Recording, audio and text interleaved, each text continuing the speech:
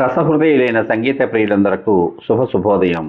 Dual tone singer channel మీ అందరికీ శుభస్వాగతం పలుకుతోంది. ఈరోజు ఈ కార్యక్రమంలో మీరు వినబోతున్నటువంటి పాట 1973 సంవత్సరంలో నిర్మితమైన మల్లమ్మ కథ అనే చిత్రం కోసం శ్రీ వేటూరి సుందరరామూర్తి గారు రచించినటువంటి గీతానికి శ్రీ ఎస్పి కోదండపాణి గారు సంగీత దర్శకత్వం అందించగా, మన గానకోకిల మన సంగీత సరస్వతి మరణించిన తన కన్న తల్లిని ఒక్కసారి చూపించమంటూ ఆర్తిగా ఎంతో దీనంగా ఆ పరమేశ్వర్ని ప్రార్థిస్తూ ఆలపించిన అత్యద్భుతమైన పాట. ఈ పాటలోకి మీ అందరికీ శుభస్వాగతం.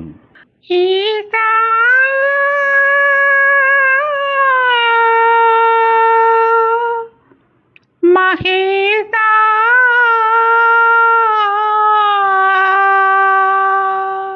ఈశా మహేశా అమ్మను ఒకసారి చూపరాదా, రమ్మని నీవైనా చెప్పరాదా, పాపను నాపైన జాలి లేదా, ఈశా మహేశా అమ్మను ఒకసారి చూపరాదా, రమ్మని నీవైనా చెప్పరాదా, పాపను నాపైన జాలి లేదా, అమ్మ పాలు తాగలేదు, అమ్మ ఒడిని ఓగలేదు, అమ్మ పాలు త్రాగలేదు, అమ్మ ఒడిని ఓగలేదు, కమ్మనైనా అమ్మ మాట కలనైనా వినలేదు, కమ్మనైనా అమ్మ మాట కలనైనా వినలేదు, అమ్మా అమ్మా అమ్మా నీ ఎంత పిలచినా రాదు, ఈశా మహేశా అమ్మను ఒకసారి చూపరాదా, రమ్మని నీవైనా చెప్పరాదా, పాపను నాపైన జాలి లేదా, ప్రతి పువ్వుకు రెమ్మ ఉంది, అందరికీ అమ్మ ఉంది,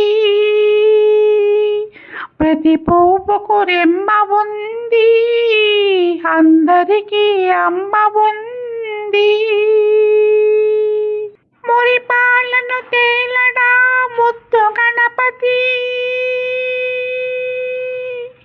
కొమరయ్యను లాలించగ తల్లి పార్వతి,